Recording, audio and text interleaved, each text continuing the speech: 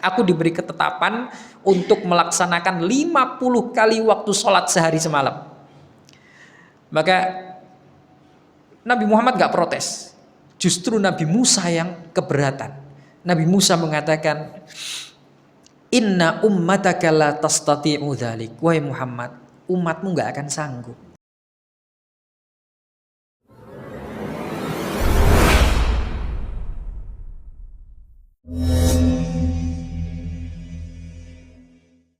Bismillahirrahmanirrahim. Assalamualaikum warahmatullahi wabarakatuh.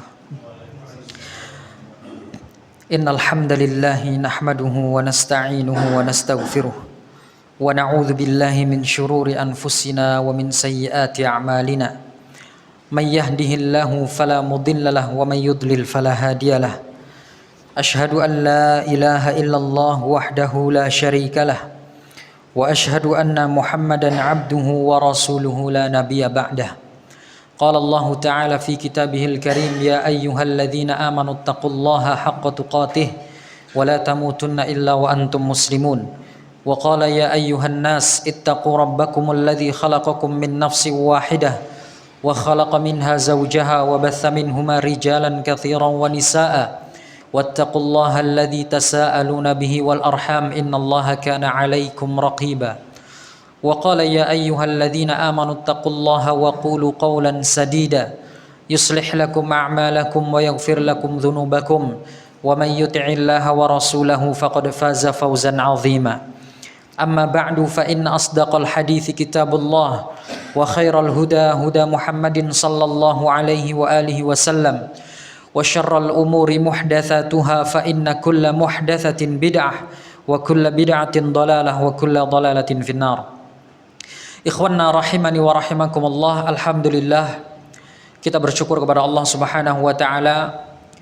Malam hari ini kita masih diperkenankan oleh Allah untuk berjumpa kembali di tempat yang mulia ini, di salah satu rumah Allah Subhanahu wa taala, dalam rangka untuk beribadah kepadanya. Insyaallah kita akan melanjutkan pembahasan kita, yaitu pembahasan tentang kitab sirah atau sejarah kehidupan junjungan kita Nabi Muhammad sallallahu alaihi wasallam. Dan pada pembahasan yang telah berlalu, pembahasan kita sampai pada peristiwa Isra Mi'raj, di mana Rasulullah sallallahu alaihi wasallam mengalami suatu peristiwa yang sangat bersejarah sekali dalam kehidupan beliau,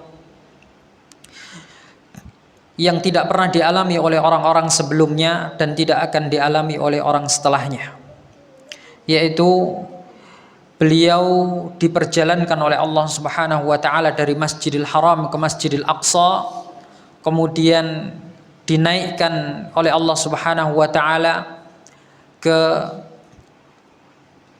langit 7 untuk berjumpa dengan Allah Subhanahu wa taala dan menerima syariat berupa salat. Dan pada kesempatan yang lalu pembahasan kita telah sampai pada pembahasan ketika Nabi Muhammad bersama malaikat Jibril alaihi salatu wassalam naik ke langit ketiga. Ketika naik di langit pertama, beliau bertemu dengan Nabiullah Adam alaihi salatu wassalam. Kemudian naik ke langit kedua, beliau bertemu dengan saudara beliau yaitu Isa dan juga Nabiullah Yahya alaihi salam. Kemudian di langit yang ketiga beliau bertemu dengan saudara beliau yaitu Nabi Yusuf alaihi wassalatu wassalam. Dan kemudian kita lanjutkan pembahasan berikutnya, di mana Rasulullah sallallahu alaihi wasallam mengatakan fa'atainas sama ar-rabi'ah. Maka kami pun, maksudnya beliau bersama dengan malaikat Jibril, terus naik hingga menuju ke langit yang keempat. Maka seperti halnya di langit-langit sebelumnya, ketika sampai di langit, maka malaikat Jibril alaihi salatu wassalam meminta untuk dibukakan pintu gerbang langit.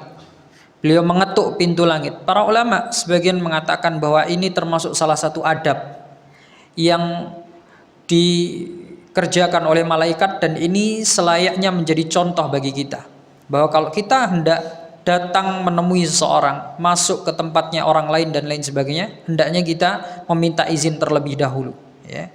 Walaupun kita misalkan mempunyai kedudukan yang tinggi, jabatan yang tinggi. Jibril alaihi salatu wassalam, beliau adalah penghulunya malaikat, pemimpin para malaikat. Namun demikian, setiap kali beliau masuk atau naik ke langit, ya, baik itu langit pertama, kedua, ketiga, keempat sampai ke langit ketujuh, beliau selalu meminta izin, ya, meminta izin kepada penjaga pintu langit tersebut. Kemudian penjaga pintu langit bertanya, siapa ini? Ya. Kemudian malaikat Jibril mengatakan, Jibril, aku adalah Jibril. Man ma'ak, siapa yang bersamamu? Muhammad. Beliau mengatakan yang bersamaku adalah Muhammad. Apakah dia telah diutus? Maka malaikat Jibril mengatakan, na'am. Ya, dia telah diutus. Maka malaikat penjaga pintu keempat mengatakan, marhaban bihi wala ni'mal maji'u ja'a. Selamat datang, sebaik-baik orang yang datang. Artinya Nabi Muhammad SAW adalah manusia yang terbaik, dan beliau telah datang ke langit yang keempat. Fa'ataitu ala Idris. Di langit keempat ini, kata Rasulullah SAW, aku bertemu dengan Nabiullah Idris alaihissalam. Maka Nabi Idris pun mengatakan, marhaban bika min akhin wa nabiyyin. Selamat datang wahai saudaraku sekaligus seorang nabi. Kemudian Rasulullah SAW mengatakan, fa'ataina as-sama al-khamisah. Kemudian kami pun melanjutkan perjalanan sampai ke langit yang kelima. Ya.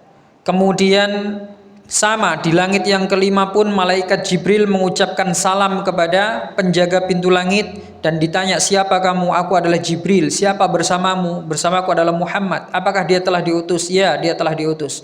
Kemudian malaikat penjaga pintu yang langit kelima itu mengatakan, marhaban bihi wala ni'mal maji'u ja'a. Selamat datang sebaik-baik orang yang datang. Kemudian Nabi mengatakan, di langit kelima ini, fa'ataina ala Harun. Aku bertemu dengan Nabiullah Harun alaihi salam. Fasallamtu alaih. Kemudian aku mengucapkan salam kepada Nabiullah Harun. Faqala, kemudian Harun mengatakan, marhaban bika min akhin wa nabi. Selamat datang wahai saudaraku sekaligus para nabi. Ikhwanna rahimani wa rahimakumullah. Setiap kali Nabi Muhammad SAW bertemu dengan saudaranya dari kalangan para nabi, beliau selalu mengucapkan salam terlebih dahulu. Dan ini adab. Di kesempatan yang lalu telah kita bahas, ya, bahwa salam ini adalah sapaan para nabi dan sapaan yang paling mulia, sehingga tidak boleh atau jangan sampai kita rubah, ya. Jangan diganti dengan sapaan-sapaan yang lain. Kalau kita bertemu dengan orang, maka ucapkan salam, assalamualaikum. Kemudian yang dijumpai, yang ditemui, yang disalami, dia hendaknya menjawab dan menyambut dengan ucapan selamat, atau seperti yang dilakukan oleh para nabi ini, marhaban bika, ya, ahlan wa sahlan wa marhaba dan lain sebagainya. Ini adalah sambutan yang baik. Kemudian Rasulullah SAW mengatakan, beliau melanjutkan untuk naik terus ke langit yang keenam. Sama di langit yang keenam, malaikat Jibril meminta izin kepada penjaga pintu langit. Dikatakan, kemudian ditanya, siapa kamu? Aku adalah Jibril. Siapa bersamamu? Bersamaku adalah Muhammad. Apakah dia telah diutus? Ya, dia sudah diutus. Lalu malaikat itu mengatakan, marhaban bihi wala ni'mal maji'u ja'a. Selamat datang sebaik-baik orang yang datang. Kemudian di langit yang keenam ini, kata Rasulullah, fa'ataitu ala Musa. Aku bertemu dengan Nabiullah Musa. Ada perbedaan pendapat. Ada yang mengatakan bahwa Nabi Musa ini berada di langit ketujuh, ada yang berpendapat di langit yang keenam. Ya, di hadis ini dikatakan bahwa Nabi Musa alaihi salatu wassalam, beliau berada di langit yang keenam.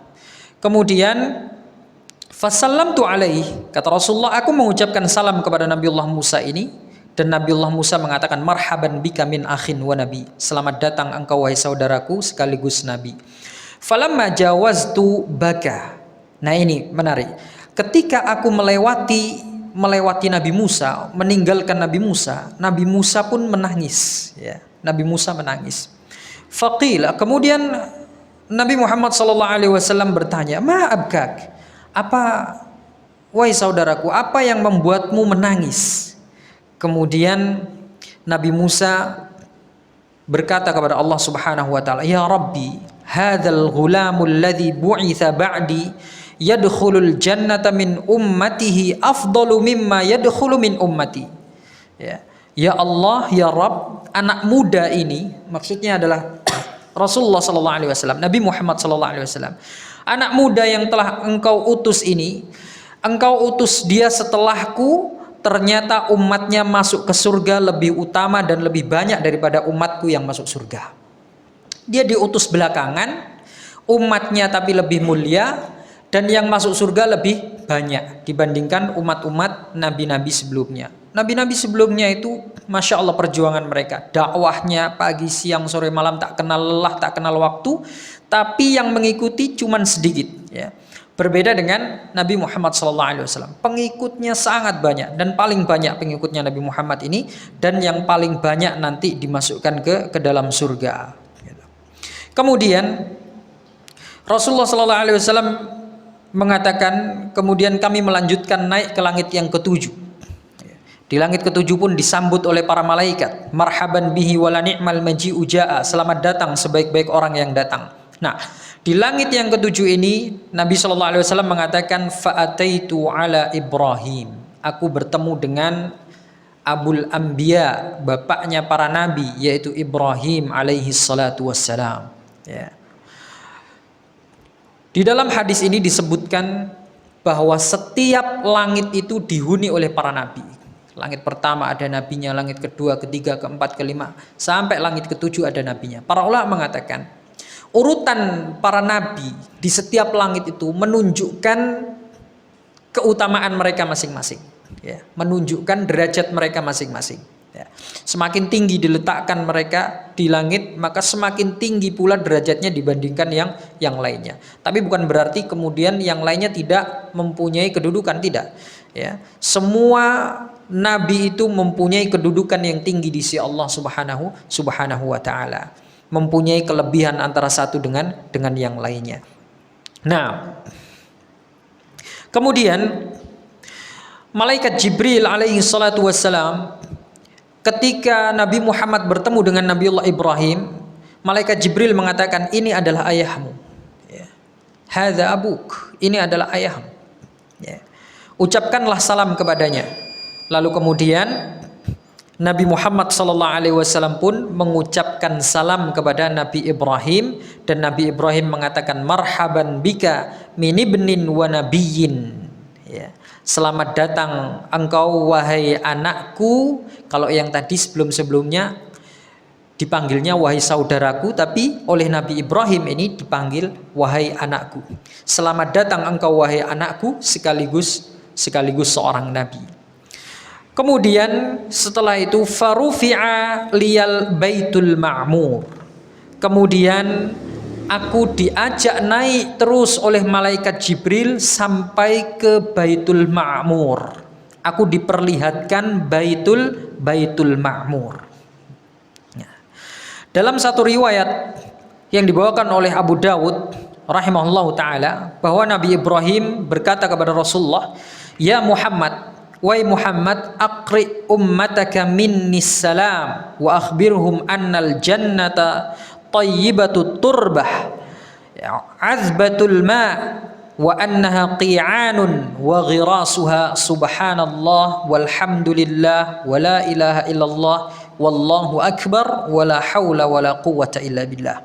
Wahai Muhammad, ini pesan dari Nabi Ibrahim kepada Nabi Muhammad, sampaikan nanti kepada umatmu salam dariku. Jadi kita mendapatkan salam dari Nabi Ibrahim alaihi salatu wassalam. Sampaikan salamku kepada umatmu, dan kabarkan kepada umatmu, kabarkan kepada mereka bahwa surga itu tanahnya subur sekali. Dan sekarang surga itu belum ada tanamannya, ya. Dan bahwasanya tanaman-tanaman surga itu adalah subhanallah walhamdulillah wallahu akbar wala haula wala quwwata illa billah. Para ulama mengatakan, sehingga ketika kita berharap nanti mempunyai taman-taman yang rindang, dipenuhi oleh pepohonan dan taman-taman yang sangat indah di surga, maka perbanyaklah zikir ini. Karena semakin banyak zikir kita dengan zikir seperti ini, maka semakin banyak pula tanaman-tanaman, tumbuhan-tumbuhan yang akan ditanam oleh Allah Subhanahu wa taala untuk diri kita. Ya, subhanallah walhamdulillah wala ilaha illallah wallahu akbar wala haula wala quwata illa billah. Ini zikir-zikir yang dapat menyuburkan tempat kita di surga nanti. Surga itu tempatnya subur, sudah disediakan oleh Allah, tanah yang sangat subur sekali. Hanya saja belum ada tanamannya. Nah, bagaimana cara kita menanami surga itu? Dengan zikir-zikir ini. Ya. Kemudian ikhwan rahimani wa rahimakumullah, Nabi Muhammad tadi diperlihatkan Baitul Ma'mur, diajak oleh malaikat Jibril untuk melihat Baitul Ma'mur. Apa itu Baitul Ma'mur? Baitul Ma'mur itu adalah sebuah rumah yang ada di langit ketujuh. Tempatnya di langit ketujuh, ya, Baitul Ma'mur ini. Dan tempatnya itu tepat di atas Ka'bah. Jadi kalau kita tarik garis lurus Ka'bah itu ke atas itu tembusnya nanti Baitul Ma'mur, ya, sampai langit ketujuh. Jadi Ka'bah itu lurusnya ke atas sampai langit ketujuh itu adalah Baitul Ma'mur. Nah, fasa'altu Jibril. Aku bertanya kepada Jibril alaihi salatu wassalam tentang rumah ini. Ini rumah apa, kata Rasulullah? Ini tempat apa ini? Faqala Jibril, maka Jibril mengatakan, hadzal Baitul Ma'mur. Ini namanya adalah Baitul Ma'mur. Yusalli fihi kulla yaumin sab'una alfa malakin idza kharaju lam ya'udu ilaihi akhira ma alaihim. Ya. Ini adalah Baitul Ma'mur. Setiap harinya di Baitul Ma'mur itu ada 70.000 malaikat yang sholat di dalamnya. Kalau malaikat yang 70.000 itu tadi sudah selesai sholat dan mereka keluar, maka tidak akan pernah kembali lagi ke situ. Jadi gantian terus. Bisa kita bayangkan kemudian betapa banyaknya malaikat itu. Setiap hari 70.000 yang sholat di situ. Dan mereka ketika sudah keluar, nggak masuk lagi ke situ. Karena apa? Gantian dengan 70.000 malaikat yang lainnya. Dan itu setiap hari, bergulir setiap hari. Ya. Sangat banyak sekali jumlah malaikat itu. Kemudian Rasulullah Sallallahu Alaihi Wasallam, bahkan kata dalam sebuah hadis Rasulullah mengatakan, setiap butir hujan, setiap tetes hujan yang turun itu ke bumi itu dibawa oleh satu malaikat. Hujan sangat deras sekali. Itu kita mungkin bisa bayangkan berapa banyak malaikat yang membawa butiran-butiran hujan itu, tetesan-tetesan hujan ke bumi itu. Jadi malaikat Allah Subhanahu wa taala itu sangat banyak dan tak terhingga jumlahnya. Kemudian Rasulullah SAW terus dibawa naik sampai ke Sidratul Muntaha. Nah, Sidratul Muntaha. Dari dibawa ke Baitul Ma'mur, kemudian Rasulullah dibawa naik terus sampai ke Sidratul Muntaha. Wa rufi'at liya Sidratul Muntaha. Aku diajak dinaikkan terus ke langit ketujuh sampai ke Sidratul Muntaha. Fa idza nabiquha ka'annahu qilalu hajar wa waraquha ka'annahu adhanul fuyul fi asliha arba'atu anhar nahrani batinani wa nahrani zahiran. Aku diperlihatkan Sidratul Muntaha. Sidratul Muntaha itu adalah sebuah pohon. Pohon apa namanya? Sidr itu pohon bidara. Yang daunnya itu besarnya seperti telinga-telinganya gajah, ya, sangat besar. Ya. Kemudian buahnya itu seperti kendi-kendi, ya, buahnya besar. Kemudian daunnya juga besar-besar. Nah, para ulama mereka mempunyai beragam pendapat tentang Sidratul Muntaha. Seperti pendapat pertama yang disampaikan oleh Abdullah bin Mas'ud radhiyallahu taala anhu, beliau mengatakan bahwa Sidratul Muntaha itu menjadi titik terakhir sesuatu yang jatuh dari atasnya dan puncak dari segala sesuatu di bawahnya. Sidratul Muntaha itu adalah batasan antara tempat yang paling tinggi yang bisa dicapai oleh makhluknya, oleh makhluk Allah Subhanahu wa taala. Ya.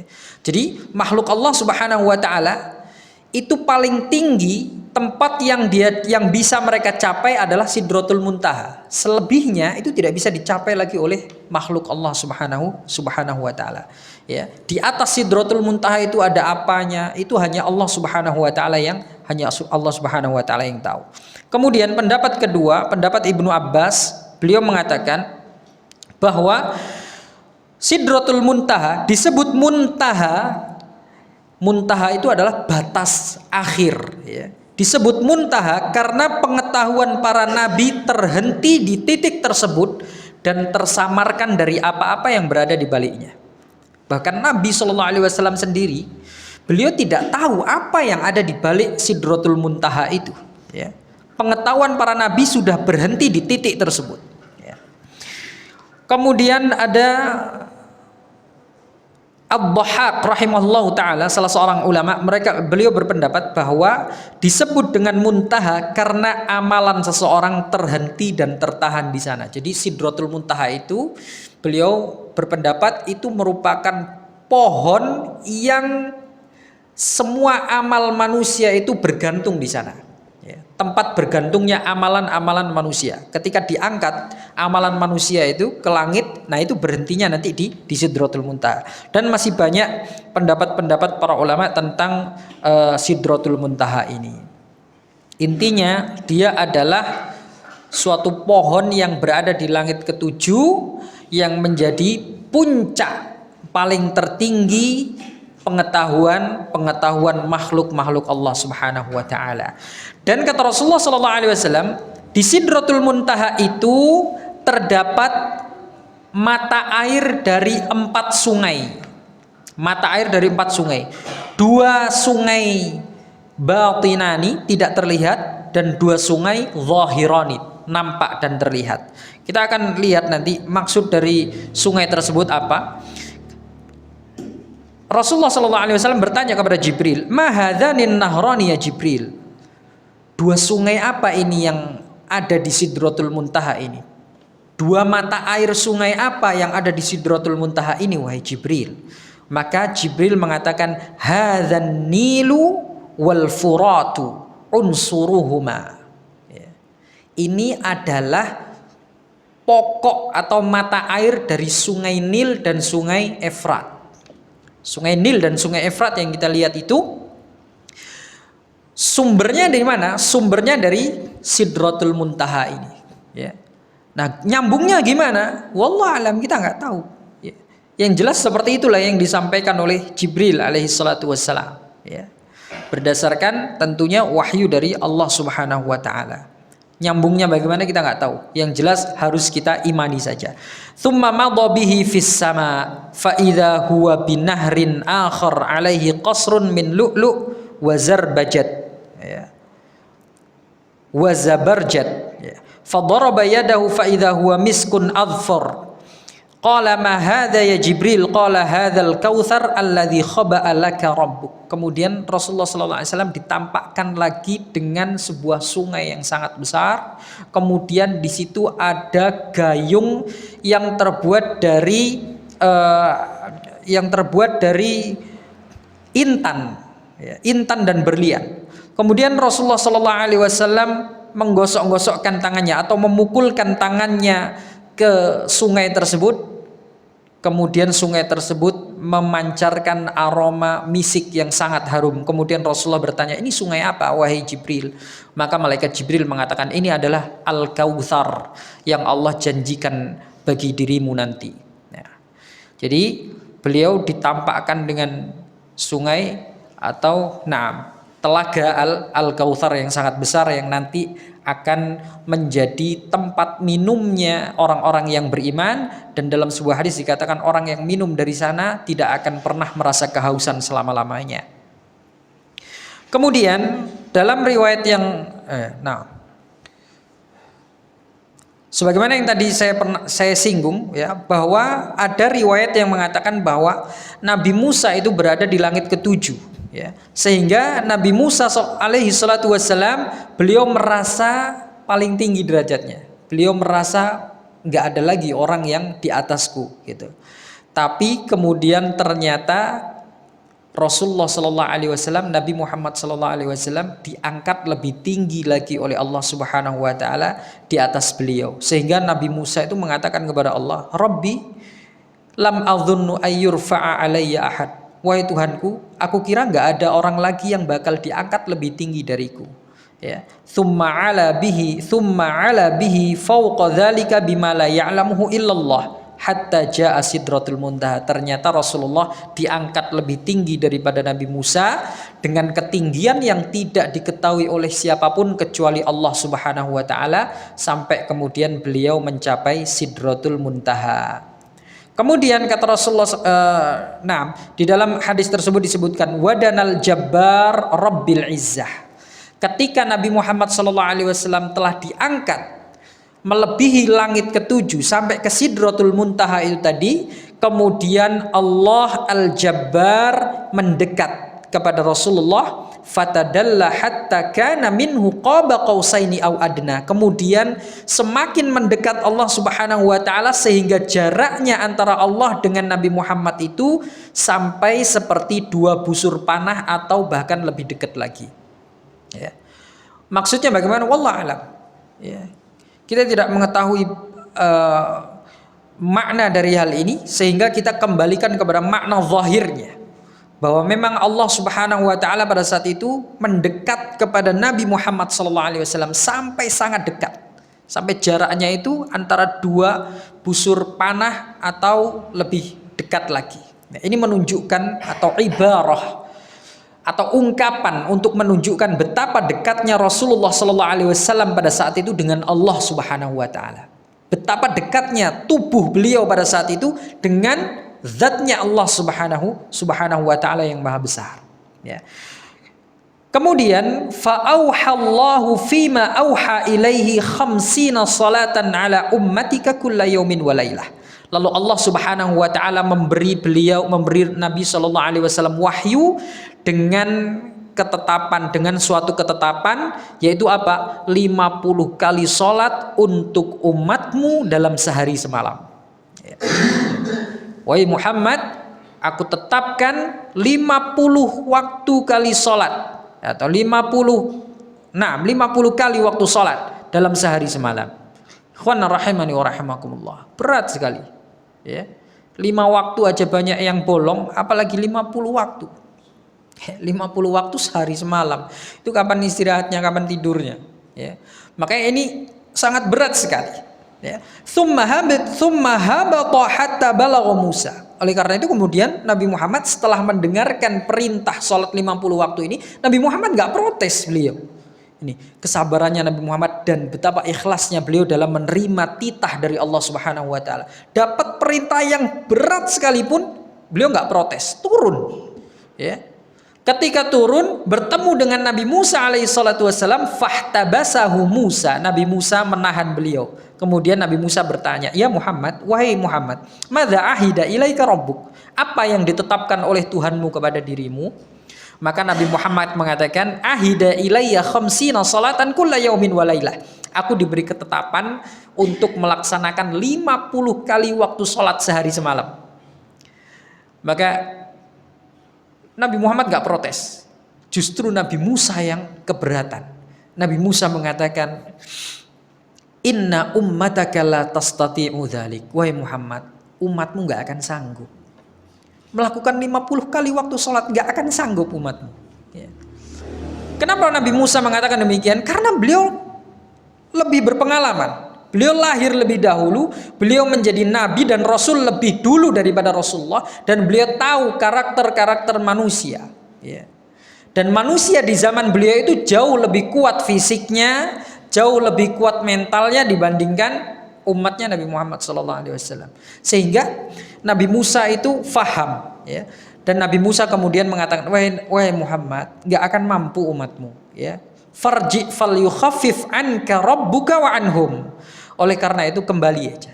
Coba kembali kepada Tuhanmu, kepada Allah Subhanahu wa taala, dan mintalah kepada Tuhanmu supaya Allah memberikan keringanan kepada dirimu dan untuk umatmu. Faltafatan Nabi sallallahu alaihi wasallam ila Jibril ka'annahu yastashiruhu fi dzalik. Nabi Muhammad ketika diperintahkan oleh Nabi Musa untuk kembali ke langit, bernegosiasi dengan Allah kalau bahasa kita mungkin, ya. Nabi Muhammad nggak langsung mengiyakan, tapi beliau noleh ke Jibril. Beliau melihat Jibril. Seolah-olah beliau itu ingin tanya, gimana wahai Jibril? Gitu. Maka malaikat Jibril fa'asyara ilai Jibril an-na'am in syi'ta. Malaikat Jibril mengisyaratkan, ya sudah, terserah. Kalau Anda mau berkenan, ya ayo. Diantarkan oleh malaikat Jibril.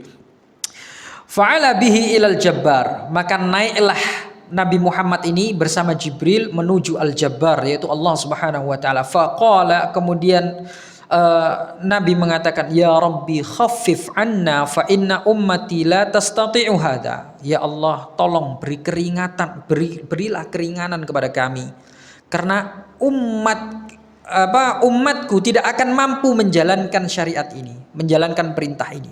Daripada nanti banyak yang membangkang karena beratnya amalan ini, maka ya Allah, tolong ya, berilah kami keringanan. Kemudian fawadha'a anhu 10 salawatin. Kemudian setelah itu oleh Allah Subhanahu wa taala dikurangi, yang tadinya 50 kali dikurangi menjadi 10 kali waktu salat, ya. Fawadha'a anhu 10 salawatin, dikurangi menjadi 10 kali salat. Tsumma raja'a ila Musa. Kemudian kembali lagi beliau Nabi Muhammad ini kepada Nabi Musa. Fahtabasahu, dicegah lagi oleh Nabi Musa. Falam yazal yuraddiduhu Musa ila rabbih hatta sarat ila 5 salatin, ya. Musa terus-menerus mendesak Nabi Muhammad SAW untuk menemui, untuk bernegosiasi dengan Allah Subhanahu wa taala, sampai-sampai salat itu tadi dikurangi menjadi 5 kali salat saja dalam sehari semalam, ya. Ini 10 kali pun dirasa oleh Nabi Musa itu masih berat buat umatmu. Sudah, masih berat itu. Bakal banyak yang meninggalkannya. Minta lagi sampai sehingga Nabi Muhammad SAW dikurangi menjadi 5 kali sholat, ya, dalam sehari semalam. Itu pun kalau kita lihat sekarang masih banyak yang meninggalkannya. Apalagi 10 kali, apalagi 50 kali, Masya Allah. Nah, kemudian bahkan sampai 5 kali waktu sholat ini pun Nabi Musa masih mengatakan itu masih terlalu berat, wahai Muhammad. Minta lagi, ya, minta lagi. Kemudian Tsumma tabasahu Musa 'indal 5 faqala ya Muhammad wallahi laqad rawattu bani Israil qaumi 'ala adna min hadza fadha'ufu fatarakuhu. Nabi Musa mengatakan, wahai Muhammad, aku pernah membujuk Bani Israel, kaumku, untuk kewajiban yang lebih ringan daripada ini, lebih ringan daripada sholat 5 waktu. Kemudian mereka, Bani Israel ini tidak kuat melakukannya, dan kemudian mereka meninggalkannya, ya. Fa ummatuka, umatmu wahai Muhammad, ad'afu ajsadan wa quluban wa abdanan wa absaran wa asma'an. Umatmu itu lebih lemah fisiknya, hatinya, badannya, pandangannya, pendengarannya. Mereka semua lebih lemah daripada umatku, kata Nabi Musa, ya. Farji falyukhaffif anka rabbuk. Maka kembali lagi wahai Muhammad, minta lagi, bernegosiasi lagi kepada Allah Subhanahu wa taala, minta keringanan lagi kepada Allah Subhanahu wa taala, ya. Kemudian Nabi SAW minta kembali ke langit, menuju Allah Subhanahu wa taala. Farafa'ahu 'indal khamisah faqala ya rabbi inna ummati du'afa. Ini sudah dikasih keringanan sampai 5 kali waktu sholat. Nabi Muhammad SAW masih menemui Allah Subhanahu wa taala dan mengatakan, ya Rabbi, wahai Tuhanku, inna ummati du'afa, sesungguhnya umatku ini lemah sekali. Apanya yang lemah? Ajsaduhum wa qulubuhum wa asma'uhum wa absaruhum wa abdanuhum fakhaffif anna. Disebutkan apa yang disebutkan oleh Nabi Musa tadi, disebutkan oleh Nabi Muhammad. Umatku itu lemah jasadnya, lemah hatinya, lemah pendengarannya, lemah penglihatannya, badannya, dan lain sebagainya. Pokoknya lemah semuanya. Fakhaffif anna, maka berilah kami keringanan. Faqala al-Jabbar, kemudian Allah Subhanahu wa taala Al-Jabbar mengatakan, ya Muhammad, wahai Muhammad, qala labbaika wa sa'daik. Nabi Muhammad mengatakan, aku memenuhi panggilanmu wahai Allah. Innahu la yubaddilul qawlu ladayya kama faradtuhu alaika fi ummil kitab. Sesungguhnya tidak ada lagi pergantian titahku, artinya nggak ada lagi keringanan wahai Muhammad, sebagaimana telah aku wajibkan kepadamu di dalam ummul kitab. Artinya di dalam kitab pencatatan takdir itu sudah ditetapkan bahwa kewajiban bagimu dan umatmu adalah 5 kali waktu sholat. Sudah nggak ada keringanan lagi wahai Muhammad. Ya. Faqala, kemudian Allah melanjutkan firman-Nya, fakullu hasanatin bi asyri amthaliha fahiya khamsuna fi ummil kitab wa hiya khamsun alai. Setiap kali satu waktu sholat dikerjakan, itu hitungannya di dalam kitab pencatatan amal itu adalah 50 kali. Ya. Satu kali pengerjaannya tapi 50 kali hitungan kebaikannya. Artinya sama saja. Ketika kita melakukan sholat subuh misalkan sekali, maka dianggap oleh Allah Subhanahu wa ta'ala kita melakukannya 10 kali. Sholat zuhur sekali dianggap melakukan 10 kali sholat zuhur. Sehingga 5 kali waktu sholat kita kerjakan, sama saja kita hitungannya sama saja dengan melakukan 50 kali waktu sholat. Ini menunjukkan betapa murahnya Allah Subhanahu wa taala kepada Nabi Muhammad sallallahu alaihi wasallam dan umatnya, kepada kita semua, ya. Kata Allah Subhanahu wa taala, kullu hasanatin bi asyri amsalihha. Semua kebaikan dalam amalan salatmu itu akan dilipat gandakan menjadi 10, ya. Fahiya khamsuna fi ummil kitab wa hiya khamsun alaik. Hitungannya pada kami 50 kali, sedangkan pengerjaannya pada kalian hanya 5 kali. Faraja ila Musa, kemudian Nabi Muhammad kembali kepada Nabi Musa, faqala kaifa fa'alta, gimana wahai Muhammad. Kemudian Nabi Muhammad sallallahu alaihi wasallam mengatakan, kami telah khaffafa anna a'tana bi kulli hasanatin asyra amsalihha. Kami telah diberi keringanan yang maksimal, yaitu 5 kali waktu sholat, tapi 5 kali pengerjaan itu dilipat gandakan menjadi 10 kali. Ya, jadi sama saja 5 kali kami mengerjakan, tapi ibaratnya kami mengerjakan 50 kali waktu sholat. Kemudian kata Nabi Musa, wallahi rawattu bani Israil ala adna min dzalika fataraku irji ila rabbik falyukhaffif anka aidha. Nabi Musa masih belum puas, ya. Minta lagi wahai Muhammad. Nggak bakal mampu. Bani Israel itu lebih sedikit daripada itu, mereka nggak mampu. Minta lagi kepada Allah. Maka kata Rasulullah sallallahu alaihi wasallam, ya Musa, qad wallahi istahyaitu min rabbi makhtalaftu ilaih. Ya. Wahai Musa, sungguh demi Allah, aku malu kepada Allah. Malu aku bolak-balik terus kepada Allah Subhanahu wa taala untuk meminta keringanan. Maka Nabi Musa mengatakan, fahbit bismillah. Baiklah kalau begitu, turunlah dengan menyebut nama Allah Subhanahu wa taala. Maka turunlah Rasulullah sallallahu alaihi wasallam dari langit ketujuh menuju ke bumi ini dengan membawa syariat salat 5 kali sehari, ya. Dan itu pun ini sudah sangat ringan sekali, tapi masih banyak nyatanya ditinggalkan oleh kaum muslimin. Ada yang bolong-bolong, bahkan ada yang enggak sholat sama sekali ada. Sholatnya cuma hari Jumat toh ada. Bahkan Jumat pun enggak, sholatnya cuma Idul Fitri toh ada.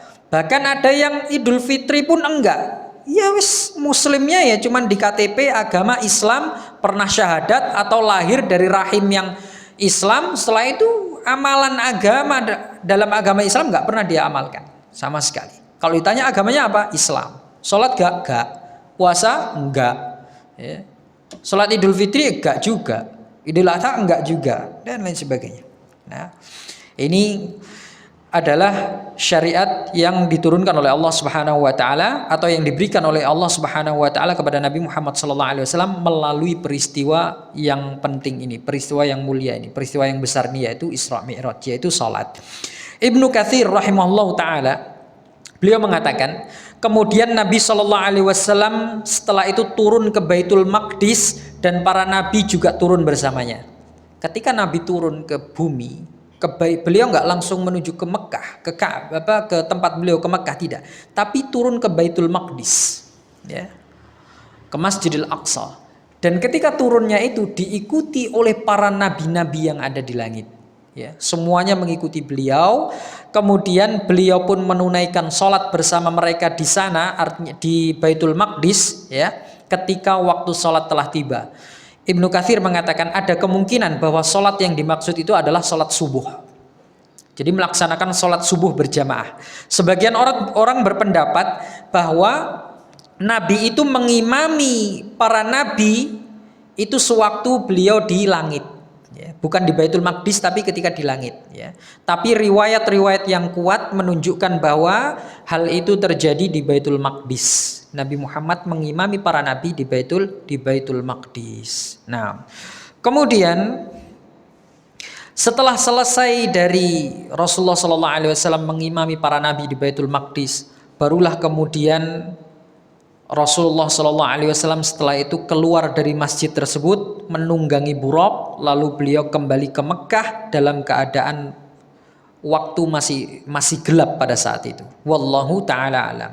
Tafsir Ibnu Katsir, kita bisa melihat kisah tersebut dalam tafsir Ibnu Katsir. Ikhwana rahimani wa rahimakumullah. Demikian kisah tentang peristiwa yang besar yang dialami oleh Nabi Muhammad SAW, dan pada kesempatan yang lalu telah kita bahas bahwa pengalaman ini dialami oleh Rasulullah SAW dengan jiwa dan raga beliau, bukan hanya sebatas pengalaman spiritual saja, bukan hanya mimpi dan lain sebagainya, tapi betul-betul badan beliau dibawa oleh malaikat Jibril, ya, dalam jangka waktu 1 malam. Apakah bisa? Bisa.